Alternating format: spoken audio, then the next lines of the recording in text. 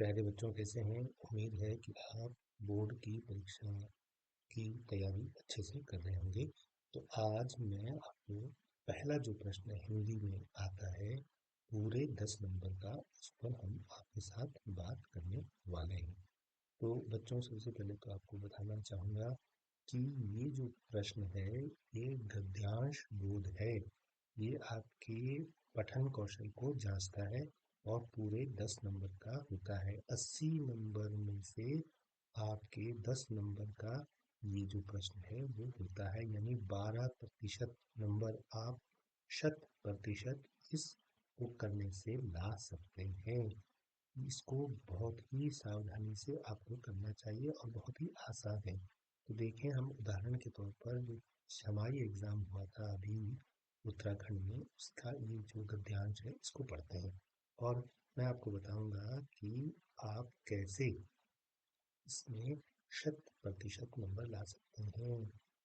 33% number आपको लाने हैं पास होने के लिए और 12% नंबर आपके इसी में से आ जाएंगे। तो हम पहले इसको अच्छे से पढ़ते हैं। मैं आपसे ये निवेदन करूंगा कि आप पेपर जब आपको मिलेगा तो सबसे पहले पूरा पेपर एक बार पढ़ेंगे सरसरी तौर पर, और उसके बाद इस पूरे गद्यांश को आप एक बार नहीं बल्कि 2 बार पढ़ेंगे।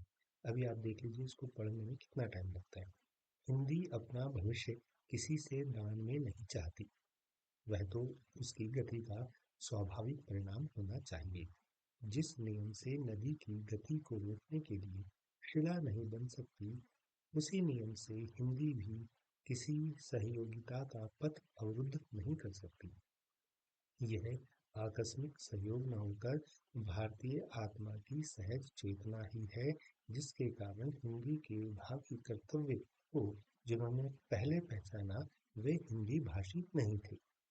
राजा राम मोहन राय से महात्मा गांधी तक प्रत्येक सुधारक, साहित्यकार, धर्म संस्थापक, साधक और चिंतक हिंदी के जिस उत्तरदायित्व की ओर संकेत करता आ रहा है, उसे लक्ष्य स्वीकार कर लेने पर भी हिंदी लक्ष्य तक नहीं पहुंच जाएगी, क्योंकि स्वीकृति मात्र लगती है, न गंतव्य। वस्तुतः संपूर्ण भारत संघ को एकता के सूत्र में बांधने के लिए दोहरे सबल की आवश्यकता है। एक तो आंतरिक, जो मन के द्वारों को उन्मुक्त कर सके, और दूसरा बाह्य, जो आकार को सबल और परिचित बना सके। अन्य प्रदेशों के लोक हृदय के लिए तो वह अपरिचित नहीं है, क्योंकि दीर्घकाल से संत साधकों की मर्मवाणी बनकर ही नहीं, हाट बाजार की व्यवहार बोली के रूप में भी देश का कोना घूम चुकी है। तो ये पैराग्राफ है, इसको पढ़ने में हमको 1 मिनट लगा, ज़्यादा नहीं लगा। तो हम इसमें करेंगे क्या, पहले आप इस पैराग्राफ को पढ़िए, एक बार में अगर समझ में नहीं आता है तो 2 बार पढ़िए। अब मोटा मोटा हम ये समझ में आपको आ रहा है कि ये जो गद्यांश है ये हिंदी और हिंदी के भविष्य को लेकर और उसके इतिहास को लेकर यहाँ पर ये जो अनुच्छेद है यानी पैराग्राफ है वो बात कर रहा है। और वो ये भी बता रहा है कि राजा राम मोहन राय से लेकर महात्मा गांधी हिंदी भाषी नहीं थे, यानी वो गैर हिंदी राज्य के लोग थे जिन्होंने हिंदी को पहचाना और उसको आगे बढ़ाया। तो इसका अर्थ ये हुआ कि यदि हम सब लोग हिंदी को सिर से लेकर पैर तक स्वीकार करें तो ये पूरे भारत में भारत की संघ की एकता का भी एक परिचायक होगी। यही इस पे एक तो मोटा मोटा हमको ये पता चल गया है कि जो पूरा पहला ग्राफ है ये हिंदी के महत्व, हिंदी के उद्देश्य, हिंदी के विकास और हिंदी की महत्ता के बारे में बात कर रहा है। तो इसका मतलब मैंने आपको 4 शीर्षक बता दिए: हिंदी का विकास, हिंदी का भविष्य, हिंदी हमारी भाषा, हिंदी का महत्व, हिंदी की विशेषता। इस तरीके के जो शीर्षक हैं ये आप भी सुझा सकते हैं। आप इस पूरे पैराग्राफ का शीर्षक विराट कोहली या हमारा क्रिकेट नहीं दे सकते, क्योंकि इसमें उसकी बात ही नहीं हुई है। तो जो इसका सेंट्रल आइडिया है यानी केंद्रीय पक्ष है वो है हिंदी। बस अब आते हैं इसके प्रश्नों पर। देखिए, पहला जो प्रश्न है वो है हिंदी भाषा का भविष्य कैसा होना चाहिए। तो अब आप यहाँ ढूंढते रहिए। तो आप यहाँ से ऐसा ना करें कि हिंदी अपना भविष्य किसी से दान में नहीं चाहती, ये इसका जो है उत्तर नहीं हो सकता। वह तो उसकी गति का स्वाभाविक परिणाम होना चाहिए। तो कुछ बच्चे क्या करते हैं कि यहाँ से यहाँ तक उतार लेंगे कि ये यहाँ, वह तो उसकी गति का स्वाभाविक परिणाम होना चाहिए। नहीं, आपको क्या करना चाहिए, आपको प्रश्न पढ़ना चाहिए, हिंदी भाषा का भविष्य कैसा होना चाहिए। तो आप करें हिंदी भाषा का भविष्य, और फिर उसके बाद उसकी गति का स्वाभाविक परिणाम होना चाहिए। इसका क्या अर्थ हुआ, यानी हिंदी तभी इम्पोर्टेंट होगी, या हिंदी का जो भविष्य है वो तभी टिकेगा जब वो जैसी है वैसे ही हमारे सामने आए, स्वाभाविक रूप से हमारे सामने आए। तो इसका मतलब ये हुआ कि हम उसको बढ़ाएं, उस पर काम करें, उस पर करियर दें, उस पर रोजगार दें, उसको ज़्यादा से ज़्यादा फैलाएं, ये इसका मतलब है। अब देखिए, हमें सीधे सीधे कहीं से यहाँ से और यहाँ तक नहीं उतारा।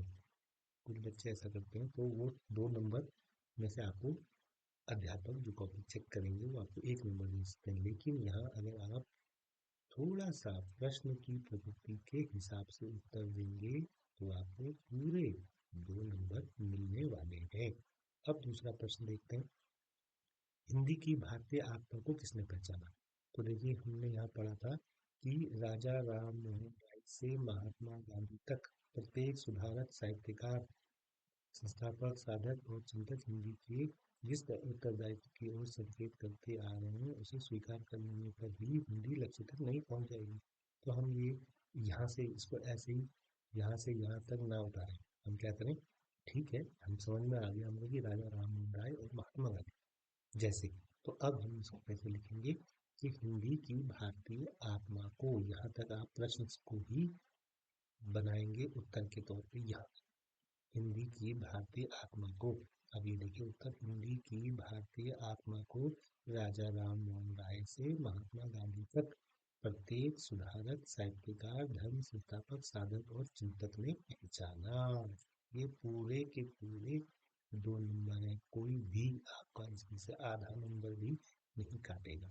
और अगर आप यहाँ से लिख देंगे ऐसे ही कि राजा राम मोहन राय से महात्मा गांधी तक प्रत्येक सुधारक, साहित्यकार ने जिस उत्तरदायित्व की ओर संकेत करता रहा है ये तक, तो हो सकता है कि शिक्षक आपको 1 नंबर दे या आधा नंबर दे, क्योंकि आपने उसको उस तरीके से नहीं लिखा जिस तरीके से प्रश्न जवाब की मांग कर रहा है।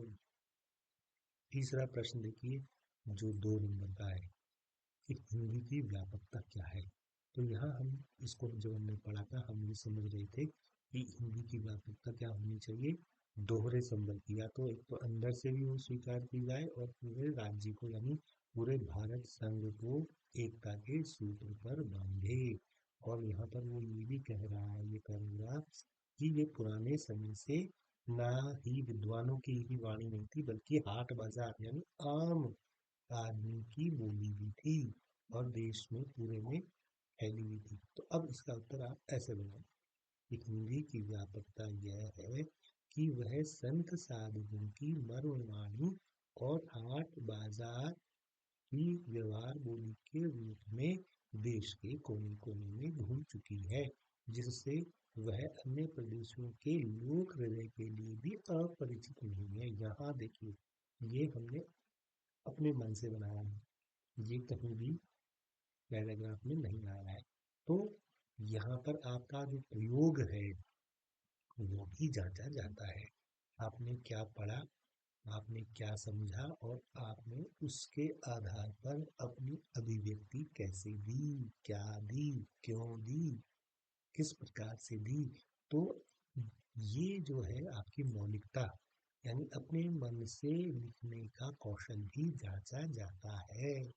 तो इसको आप देख लें। अब घ प्रश्न है, ये 1 नंबर का है।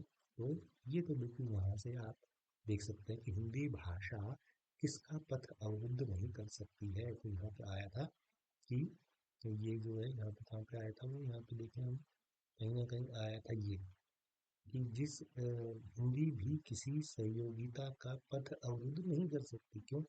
क्योंकि ये भाषा इतनी लचीली और व्यवहारिक है कि ये सबको अपने साथ लेकर चलती है। हिंदी में कई सारी भाषाओं के शब्द आए हुए हैं। जैसे हम बोलते हैं हेलो, ब्रेड, डबल रोटी, प्रेशर कुकर, अंग्रेजी के शब्द हैं।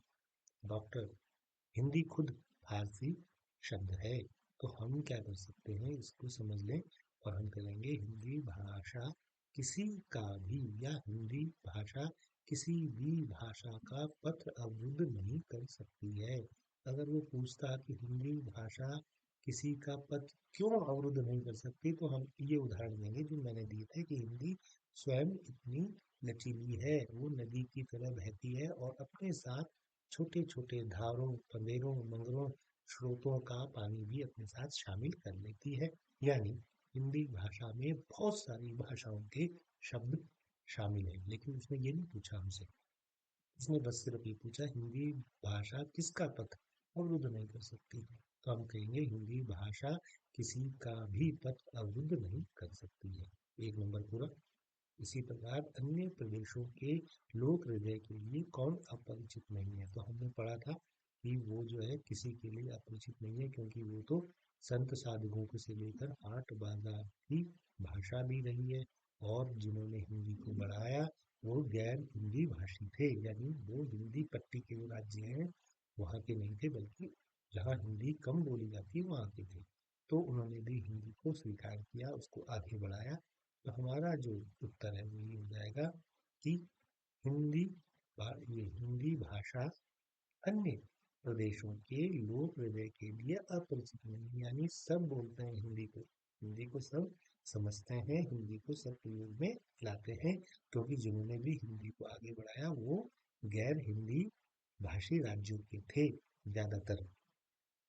अगला प्रश्न देखिए, एक नंबर का है ये भी, ये हिंदी कहाँ कहाँ घूम चुकी है, तो ये अंत में आया था कि ये जो है हिंदी कहाँ कहाँ है, हाट बाजार की व्यवहार बोली के साथ साथ संत साधुओं की भी बोली रही है। तो आप सेम यहाँ से क्योंकि से उतार के यहाँ तक उतार देंगे तो हो सकता है आपको पूरा नंबर ना मिले, एक नंबर पूरा ना मिले, आधा नंबर मिले। लेकिन अगर आप इसको अपने मन से बनाएंगे, इसको आधार लेकर, तो आपको पूरे नंबर मिलेंगे। तो हिंदी संत साधुओं की मर्म वाणी और हाट बाजार की व्यवहार बोली के रूप में देश का कोना कोना घूम चुकी है। कहने का अभिप्राय से क्या है कि हम ये सारे उत्तर ले तो अनुच्छेद से रहे हैं, पैराग्राफ से ले रहे हैं, लेकिन हम प्रश्न को पढ़कर, प्रश्न को समझकर उसके आधार पर उत्तर दे रहे हैं। उपयुक्त गद्यांश के लिए उपयुक्त शीर्षक क्या है, जैसा मैंने आपको पहले बताया था, घबराने की बात नहीं है, आप अपने मन से भी बना सकते हैं। लेकिन चूंकि यहाँ पर हिंदी भाषा की बात हो रही है, तो हिंदी भाषा का भविष्य और व्यापकता, या हिंदी की भारतीय आत्मा, या हिंदी गौरव की भाषा, या हिंदी का महत्व, या हिंदी प्राचीन से आधुनिक समय तक, इस तरह के आप बहुत सारे शीर्षकों में से एक अच्छा लगने वाला शीर्षक लिख सकते हैं। यहाँ भी आपका एक नंबर पूरा। तो कहने का अभिप्राय सिर्फ इतना है कि ये जो 10 नंबर हैं इनको आप हल्के में मत लीजिए, इसमें काम कीजिए, दो तीन पैराग्राफ के ऊपर काम कीजिए। मैं अगर आप चाहेंगे तो मैं आपको एक दो पैराग्राफ पर और ये अच्छे से तैयारी कराऊंगा। कमेंट बॉक्स में लिखिएगा कि क्या आपके समझ में आया, क्या आप चाहते हैं कि बोर्ड की परीक्षा से पहले आपके साथ एक दो पैराग्राफ पर ऐसा काम किया जाए। ध्यान रखें 10 नंबर हैं, 80 में से 10 नंबर बहुत होते हैं। 12.5 यानी 13%, पास होने के लिए 33 में से 13% आपके केवल इसी में से आ जाएंगे। तो ध्यान रखिए, इसको हल्के में मत लीजिए, अच्छे से करिए। मैं पूरे पेपर को हल कराऊंगा 1 बाई 1। तो ये जो पेपर था आपका, यहाँ आप देख सकते हैं, यहाँ से मैंने इसको लिया है, ये है, ये आपका आपने देखा होगा हरिद्वार से सोच रहे यहाँ से ही इसको लिया गया है ये। तो आप जो है अच्छी तैयारी कीजिए, 3 घंटे बहुत होते हैं, आराम से पूरा पेपर होता है। तो मिलते हैं फिर अगले वीडियो में, बताइएगा कैसी लगी वीडियो, क्या चाहते हैं आप। शुक्रिया, अपना ख्याल रखिए, अच्छे से तैयारी कीजिए, और बहुत आसान है, बोर्ड की परीक्षा, कोई तनाव लेने की आवश्यकता नहीं है।